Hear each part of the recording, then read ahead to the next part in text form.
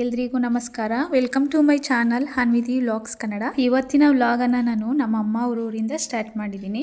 ನಿನ್ನೆ ನೈಟ್ ನಾವು ಬೆಂಗಳೂರಿಂದ ಬಂದ್ವಿ. ಹಳ್ಳಿಲಿ ಮಾರ್ನಿಂಗ್ ವ್ಯೂ ನೋಡಿ ಎಷ್ಟು ಚೆನ್ನಾಗಿರುತ್ತೆ ಅಲ್ವಾ. ಬೆಳಗ್ಗೆ 6 ಗಂಟೆಗೆಲ್ಲ ಬಿಸಿಲು ಸ್ಟಾರ್ಟ್ ಆಗಿಬಿಟ್ಟಿರುತ್ತೆ. ನಾವು ಊರಿಗೆ ಹೋಗಿ ಬಂದು 1 ಮಂತ್ ಆಯಿತು. ನಾನು ಈ ವ್ಲಾಗನ್ನು ಲೇಟಾಗಿ ಅಪ್ಲೋಡ್ ಮಾಡ್ತಾ ಇದ್ದೀನಿ. ಮನೆ ಪಕ್ಕದಲ್ಲೇ ದೇವಸ್ಥಾನ ಇದೆ. ಇದು ನಮ್ಮ ಅಪ್ಪ ಅವ್ರ ಮನೆ ದೇವರು. ಕನ್ಸ್ಟ್ರಕ್ಷನ್ ಇನ್ನ ನಡೀತಾ ಇದೆ. ಬೆಳಗ್ಗೆ ಎದ್ದಿದ ತಕ್ಷಣ ಆಚೆ ಬಂದು ಆಟ ಆಡ್ತಾ ಕೂತಿದ್ದಾರೆ. ಈ ಥರ ಊರಿಗೆಲ್ಲ ಹೋದಾಗ ಅವ್ರಿಗೊಂಥರ ಖುಷಿ, ಆಚೆ ಎಲ್ಲ ಆಟ ಆಡ್ಬೋದು ಅಂತ. ಇದು ಮಳ್ಳೆ ಹೂವಿನ ಗಿಡ. ಇವಾಗಷ್ಟೇ ಹೂವು ಬಿಡ್ಲಿಕ್ಕೆ ಸ್ಟಾರ್ಟ್ ಮಾಡಿದೆ. ಇವಾಗ ಸದ್ಯಕ್ಕೆ 1 ಮೊಳ ಆಗೋವಷ್ಟು ಹೂವು ಬಿಡುತ್ತೆ ಡೈಲಿ. ಮನೆ ಮುಂದೆನೇ ಎಷ್ಟು ದೊಡ್ಡ ತುಳಸಿ ಗಿಡ ಇದೆ. ಅಮ್ಮ ಮನೆ ಹತ್ರ ಇರೋ ಸ್ವಲ್ಪ ಜಾಗದಲ್ಲೇ ಎಲ್ಲ ಥರ ಗಿಡಗಳನ್ನೆಲ್ಲ ಹಾಕ್ಕೊಂಡಿದ್ದಾರೆ. ಈ ಥರ ಗಿಡಗಳನ್ನೆಲ್ಲ ಬೆಳೆಸೋದು ನನಗೂ ತುಂಬ ಇಷ್ಟ. ನಾನು ಚೈಲ್ಡ್ಹುಡ್ ಡೇಸಲ್ಲಿ ಆ ಊರಲ್ಲಿರುವಾಗ ನಾನು ಕೂಡ ತುಂಬ ಗಿಡಗಳನ್ನೆಲ್ಲ ಹಾಕೋತಾ ಇದ್ದೆ. ನನಗೆ ಹೂವಿನ ಗಿಡ ಅಂದರೆ ತುಂಬ ಇಷ್ಟ. ಊರಲ್ಲಿ ಯಾರ ಮನೆ ಹತ್ರ ಹೂವಿನ ಗಿಡ ಇದ್ದರೂ ಅದರದ್ದೇ ಒಂದು ಸಸಿ ತಗೊಬಂದು ನಾನು ನಮ್ಮ ಮನೆ ಹತ್ರ ಹಾಕೋತಾ ಇದ್ದೆ. ಪುದೀನ ಸೊಪ್ಪು ನೋಡಿ ಎಷ್ಟು ಚೆನ್ನಾಗಿ ಹಬ್ಕೊಂಡಿದೆ. ಅಡುಗೆ ಮಾಡೋವಂಥ ಟೈಮಲ್ಲಿ ಫ್ರೆಶ್ ಆಗಿ ಕಿತ್ಕೊಂಡು ಅಡುಗೆ ಯೂಸ್ ಮಾಡ್ತೀವಿ.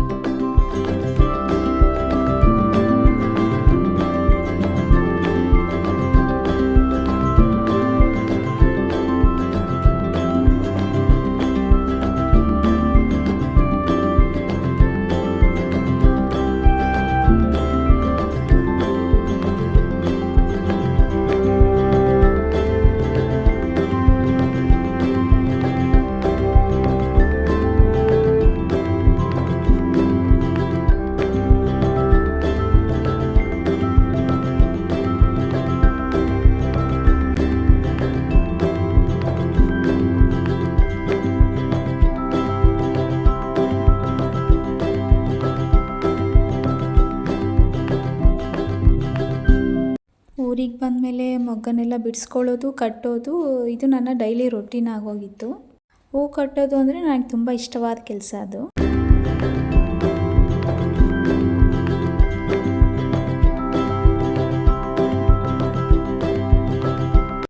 ಇವ್ರ ಕಣ್ಣಿಗೆ ಒಂದು ಇರುವೆ ಗೂಡು ಕಾಣಿಸಿದೆ. ಅದಕ್ಕೋಸ್ಕರ ಅವ್ರ ಅಜ್ಜಿ ಹತ್ರ ಅಕ್ಕಿ ಇಸ್ಕೊಂಬಂದು ಹಾಕ್ತಿದ್ದಾರೆ.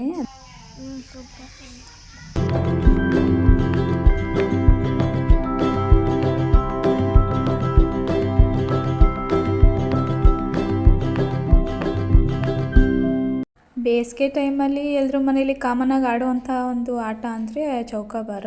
ಸಂಜೆ ಆಗಿದ ತಕ್ಷಣ ಆಚೆ ಕುತ್ಕೊಂಡು ಅಜ್ಜಿ ಜೊತೆ ಚೌಕಾಬಾರ ಆಡೋದಕ್ಕೆ ಪಿತ್ತ ರೆಡಿ ಮಾಡಿಕೊಡು ಅಂತ ಕೇಳ್ತಾ ಇದ್ರು.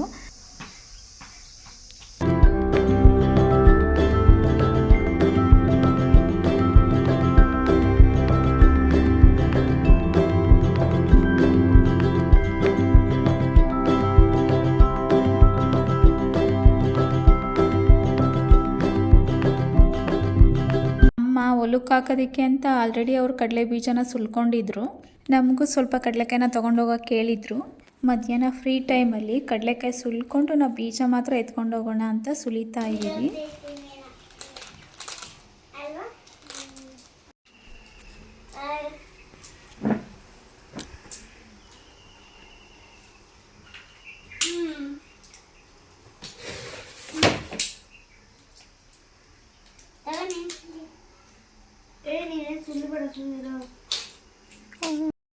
ನಾವು ಚಿಕ್ಕ ವಯಸ್ಸಲ್ಲಿ ಈ ಊರಲ್ಲಿರುವಾಗ ಬೇಸಿಗೆ ರಜೆ ಬಂದ ತಕ್ಷಣ ಎಲ್ಲರ ಮನೇಲೂ ಈ ಥರ ಕಡಲೆಕಾಯಿ ಸುಲಿಯುವಂಥ ಒಂದು ಕೆಲಸ ಇರ್ತಿತ್ತು.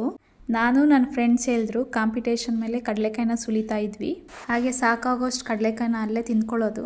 ಹಾಗಾಗಿ ನಮಗೆ ಕಡಲೆಕಾಯಿ ಸುಲಿಯೋದು ನೋಡ್ತಾ ಇದ್ರೆ ಚೈಲ್ಡ್ಹುಡ್ ಡೇಸ್ ನೆನಪಾಗತ್ತೆ.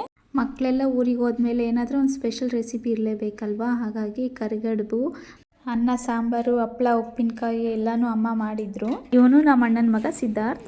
ಅವನು ಕೂಡ ಅವ್ರ ಅಜ್ಜಿ ಊರಿಂದ ಬಂದ್ಬಿಟ್ಟು ನಮ್ಮ ಜೊತೆ ಜಾಯ್ನ್ ಆದ.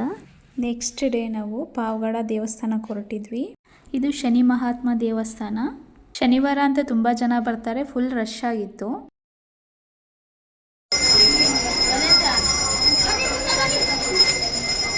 ನೀವು ಮಾಡಿಸಿದ್ರಾ?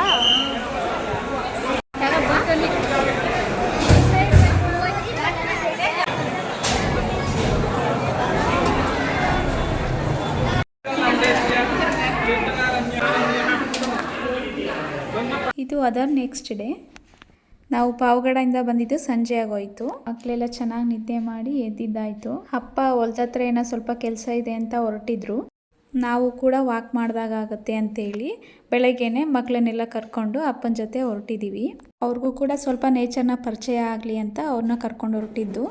ಇಲ್ಲಿ ಯಾವುದೇ ವೆಹಿಕಲ್ ಸೌಂಡ್ ಇಲ್ಲ. ಪ್ರಾಣಿ ಪಕ್ಷಿಗಳು ಎಷ್ಟು ಚೆನ್ನಾಗಿ ಸೌಂಡ್ ಮಾಡ್ತಿದ್ದಾವೆ ಕೇಳಿಸ್ಕೊಳ್ಳಿ.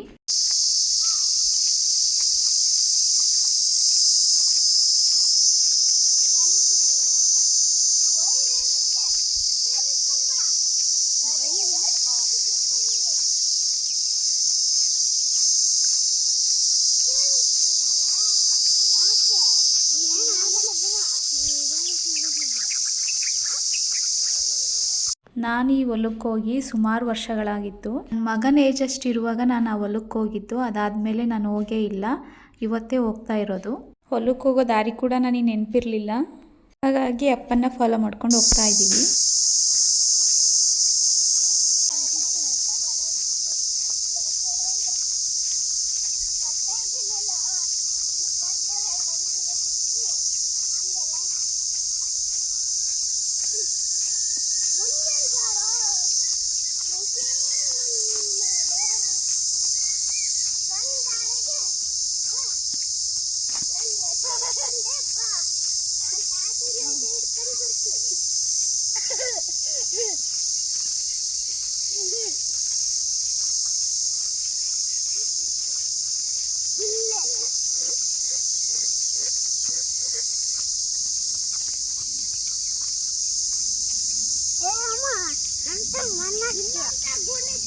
ಹೆಂಗೋ ಹೊಲಕ್ಕೆ ಬಂದಿದ್ವಿ ಅಲ್ವಾ, ಹಾಗೆ ಹುಣಸೆ ಹೂವನ್ನು ಕಿತ್ಕೊಂಡು ಹೋಗೋಣ ಅಂತ ಅಪ್ಪನಿಗೆ ಹೇಳಿದೆ. ಅಪ್ಪ ಆಯ್ತಮ್ಮ ಕಿತ್ಕೊಡ್ತೀನಿ ಅಂತ ಕಿತ್ಕೊಡ್ತಾ ಇದ್ದಾರೆ.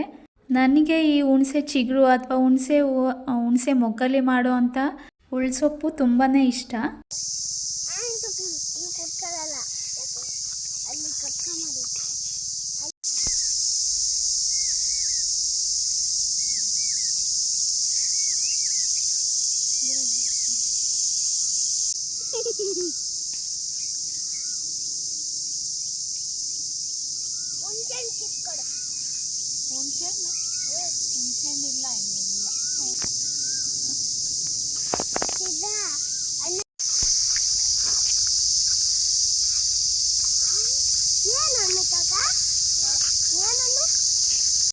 ಈ ಹಣ್ಣನ್ನು ನಾನು ಫಸ್ಟ್ ಟೈಮ್ ನೋಡಿದ್ದು. ಅಪ್ಪ ಈ ಹಣ್ಣನ್ನ ತಿನ್ಬೋದು, ಬನ್ನಿ ಕಿತ್ಕೊಡ್ತೀನಿ ಅಂತೇಳಿ ಮಕ್ಕಳಿಗೆಲ್ಲ ಕಿತ್ಕೊಡ್ತಾ ಇದ್ರು. ಅವ್ರು 3 ಜನನೂ ಆ ಹಣ್ಣನ್ನು ತಿನ್ನಲೇ ಇಲ್ಲ. ನಾನು ಸ್ವಲ್ಪ ಟೇಸ್ಟ್ ಮಾಡಿದೆ.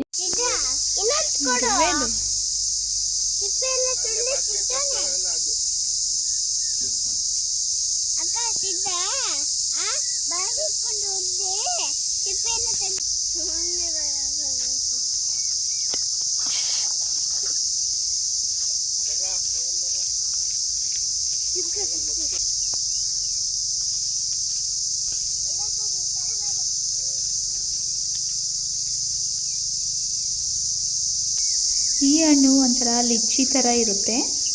ಮೇಲ್ಗಡೆ ಒಂದು ಲೇಯರ್ ಸಿಪ್ಪೆನ ತೆಗೆದು ತಿನ್ನೋದು. ಈಗ ಮನೆ ಕಡೆ ಹೊರಟ್ವಿ.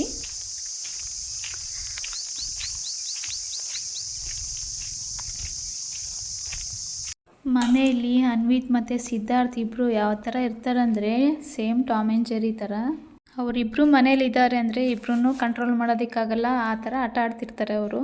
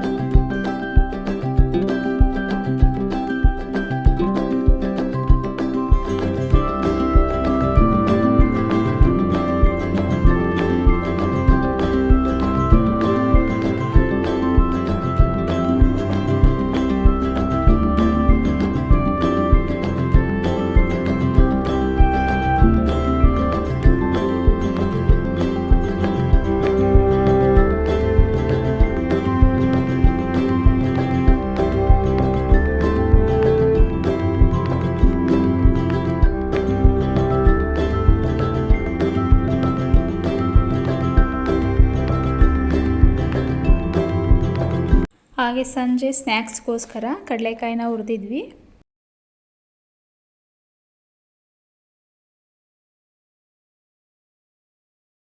ಬೆಳಗ್ಗೆ ಟಿಫನ್ಗೆ ಬಿಸಿಬೇಳೆ ಬಾತ್ ಮಾಡಿದ್ದೆ. ಅಮ್ಮನಿಗೆ ನಾನು ಮಾಡೋ ಬಿಸಿಬೇಳೆ ಬಾತ್ ಅಂದರೆ ಇಷ್ಟ ಅಂತೆ, ಅದಕ್ಕೆ ನೀನೇ ಮಾಡು ಅಂತ ಹೇಳಿದರು. ಟೇಸ್ಟ್ ತುಂಬಾ ಚೆನ್ನಾಗಿತ್ತು.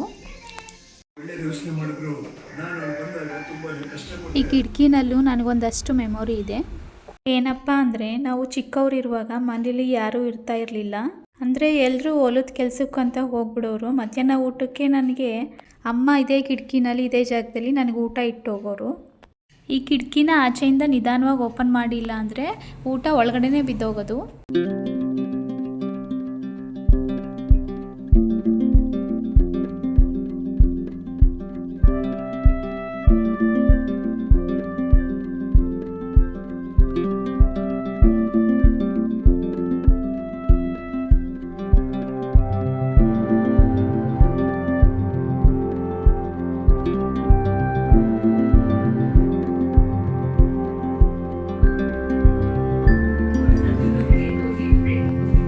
ಎಲ್ಲಿ ಬಚ್ಚಿಟ್ಕೊಂಡಿದೀಯಾ?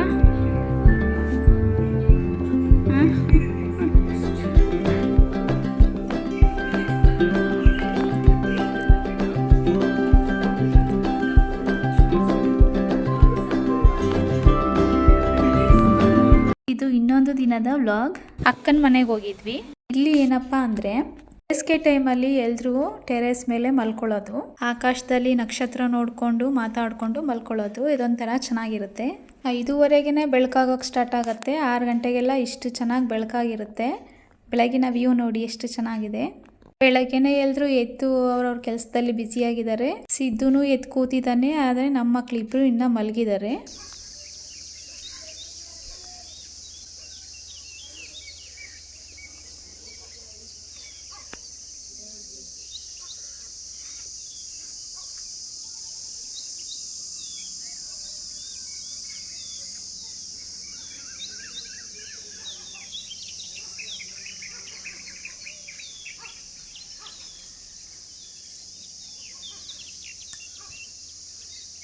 ಈ ವಿಡಿಯೋ ನಾನು ಇಲ್ಲಿಗೆ ಎಂಡ್ ಮಾಡ್ತಾ ಇದ್ದೀನಿ.